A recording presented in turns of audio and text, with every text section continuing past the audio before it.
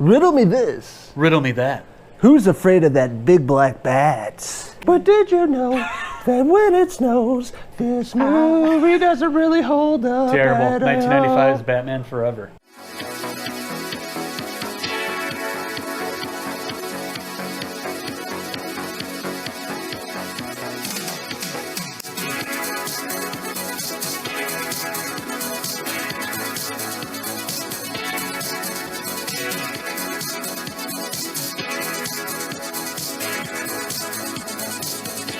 What's going on, friends? Logan Myers and my good mate here. Henry Hill. We're back here for Cinephellas. We're doing some more movie reviews. Good to see you, mate. It's been a while. It's been a while since we got to hang out. Yeah, it's been a good time so far. I can't wait to dive into Batman Forever. Oh, God. This movie just does not hold up. All right, so Batman Forever, the third, I guess, movie in the franchise, even though the early Batman movies. But third movie, Batman Forever, came out in 1995, directed by Joel Schumacher, rest in peace. You know, really good director. The Lost Boys, one of my all-time favorite movies. But he took the helm on this movie and then Batman and Robin. So the setup of the film, we have Val Kilmer playing Bruce Wayne instead of Michael Keaton. This is more a flamboyant, eccentric Batman movie, just very vibrant. But Val Kilmer does a pretty good job in the role of Bruce Wayne and Batman. He seems pretty solid across the board. We're introduced to a lot of other characters in the film. They introduce Two-Face. Played by Tommy Lee Jones. He's just cranky throughout the film. It's over the top. Yeah. I don't know what happened on set. We're both asking ourselves, like, how did this get filmed? How did they take each other seriously? There was a lot of cocaine, it seemed like, in 1995 making this movie. It was just so over the top and ridiculous. Yeah. But he's like the grumpy old man, Two-Face. Harvey Dent, and he grunts throughout the movie. He was like shooting guns. He's like, I don't know. It was just ridiculous. Yeah, and then pure cheese. Pure cheese. But we have, the over-the-top Jim Carrey in the 90s. He was huge in the 90s. Yeah. Really, I don't know, selling this performance over the top. His costume's a little bit ridiculous, but he's, funny for the most part. He's there for the comedic relief. And he does a pretty good job. I think Tommy Lee Jones is probably the worst performance in the movie. It was a bad Harvey Dent. Like Chris O'Donnell, I think this was one of his, if not first, one of his first roles. Early movie, as one of Dick his early Grayson. Yep. Robin, eventually. Rob. He was young, so Joel Schumacher, when they cast him, they needed a young guy that could sort of take the mantle up from Batman. So they brought in Chris O'Donnell. And his performance was, pretty decent for the most part. He played kind of like I guess he was orphaned, obviously, because his family died in the circus. Yep. So he's I'd say he's like early 20s in this film. Yeah, for sure. It's kind of like a rebellious, you see Dick Grayson rebellious in the beginning. Yeah, he was like the cliche 90s rebellious, I guess teenager, early 20s, leather jacket. He's got the hoop earring, the sideburns. He's a badass. But yeah, he does a pretty good job with the role. It's not, not Oscar worthy or anything. He did the best he could, and we see him in the old school Robin outfit, and then he gets upgraded to the newer attire, I guess. But he does a pretty good job in this role, being the sidekick of Batman, even though Batman didn't want him. Right. He's like, I'm gonna. Around, wasn't interested in having him there at first, but of course, slowly as the movie goes on, he needs his help. He saves him. Saves Batman a few times, and he's like, okay, it could be the sidekick, and it's pretty cool. The very end of the movie, them running in front of the bat symbol, it was an iconic shot. From the movie. But in terms of the story, I know it's more villains in Gotham City. Yeah, there's not really much to say for the plot. I mean, you're just watching the Riddler and Two-Face go after Batman throughout the whole thing. There's not any. You don't really have to pay attention too much. It's all big spectacle, set pieces. Yeah. And a lot of the times it looks like hokey cardboard. And some of the shots are like Batman coming down from the air, like is an obvious drawing that they're spliced in. It's like an animation. Yeah. A lot of the effects in the movie don't hold up. I remember them being a lot better. You could tell they used a lot of models and paintings for the backgrounds of Gotham, and it just looked really fake. All the, as you were saying, Batman flying into the scene looked really fake. It looked like a cartoon. We paused it a few times. We were laughing at it. And the scene where he's driving the Batmobile up the wall, it's just ridiculous. There's all these explosions that somehow go up 200 feet. Yeah. And it's ridiculous. It doesn't make sense in a lot of the scenes. The warehouse, you have a vat of chemicals and explosions going off. This movie's super vibrant with a lot of neon colors, which I don't understand. I don't know. Joel Schumacher just wanted it bright, I guess, and that's, yeah. I don't know. I think it's kind of annoying. It takes you away from the movie.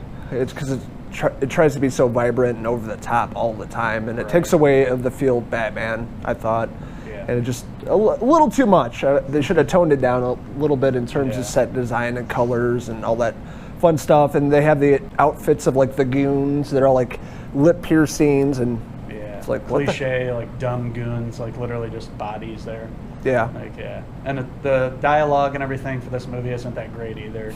Especially the villains. Like we were talking about, Tommy Lee Jones pretty much just grunts throughout the whole film. Yeah. And Jim Carrey just basically plays himself like he does in every other movie. You know, he's over the top, and this was like right in his heyday in the 90s, like we were saying. This is one of his, another one in a series of huge films for him back in the day. So, and this transfer that we watch is actually the 4K transfer, and I think, that's not doing any favors for looking at the explosions and everything. You can honestly pick everything apart if you want, just by how clean the transfer is. So, I mean, you could, I guess, with the 4K transfer, you can see definitely more of the flaws of the movie and the effects. You can pause it and see a lot of errors they made in the movie. It's like, oops, forgot about that. Yeah.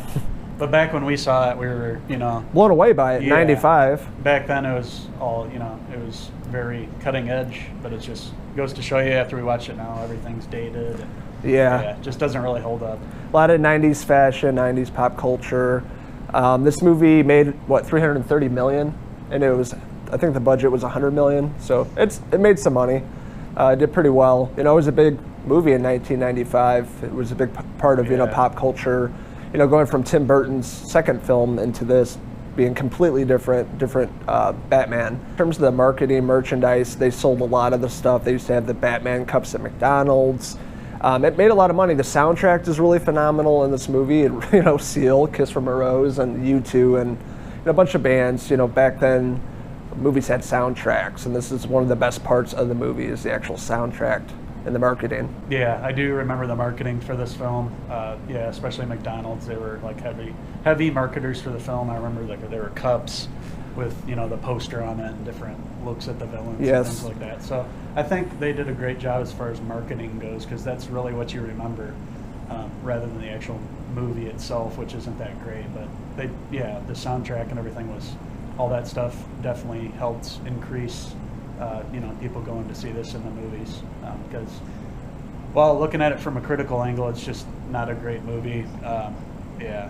It's all over the place in terms of tone.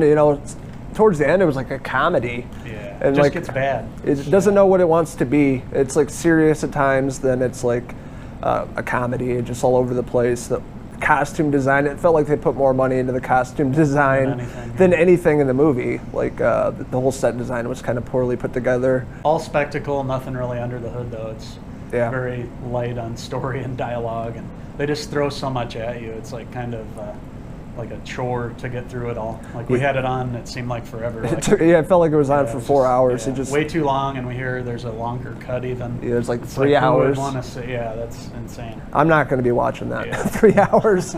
This one it was hard to get through. Just all over the place. It just felt like it never ended. I never felt like I was involved in characters or like invested. I was just more laughing at all the flaws with the movie in terms of the effects and the tone and the colors and some of the really bad one-liners, and some of the acting was not good, and laughing at Tommy Lee Jones pretty much the whole movie. He was more like the Joker, I felt. Yeah, he acted more like the Joker. Instead of like, it was over the top, and instead of Harvey Dent, he's like, I was shooting him.